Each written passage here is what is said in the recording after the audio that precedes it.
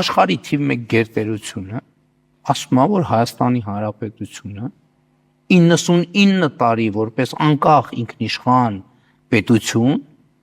կներեք գոյություն է ունենալու, լինելու է խաղաղ եւ այդտեղ լինելու է նորմալ ներդրումային միջավայր։ Հայաստանի վարչապետը հանրային հեռուստաընկերությանը տված ծավալուն հարցազրույցում ներկայացրել է հայ-ամերիկյան հարաբերությունների նոր փուլը, այն գնահատելով ոչ միայն տնտեսական, այլև ռազմավարական հեռանկարով շրջադարձային։ Փաշինյանի խոսքով Միացյալ Նահանգների փոխնախագահ Ջեյ Դի Վենսի այցը Հայաստան դնում է համաշխարհային ուշադրության կենտրոնում եւ լրացուցիչ ազդակ է Միացյալ Նահանգների ներդրումային միջավայրի համար ուղղված Հայաստանի բոլոր բացվող հնարավորություններին։ Միացյալ Նահանգների փոխնախագահը այդ մեծ թվերի հրապարակումով ցույց է տալիս Միացյալ Նահանգների մեծ քաղաքական կամքը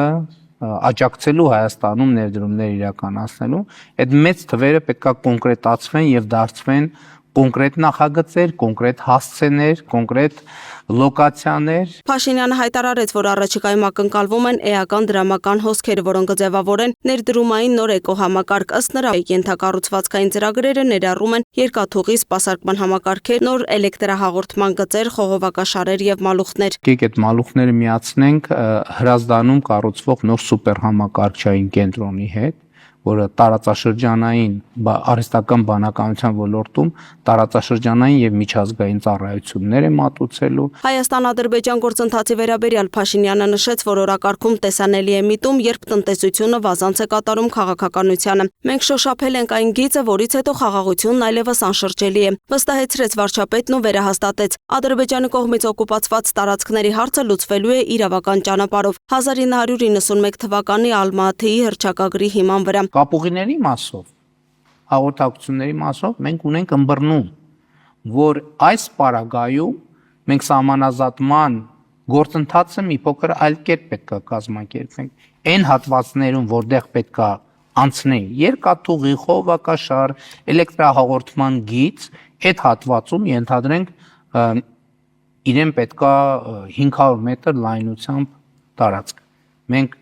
1.5 կիլոմետր առնվազն պետք է նախ սահմանազատում եւ սահմանագծում անենք, որպեսզի կողմերից որևէ մեկի մոտ կասկած չլինի, թե միլիմետրի ճշտությամբ սահմանը ճշտենք,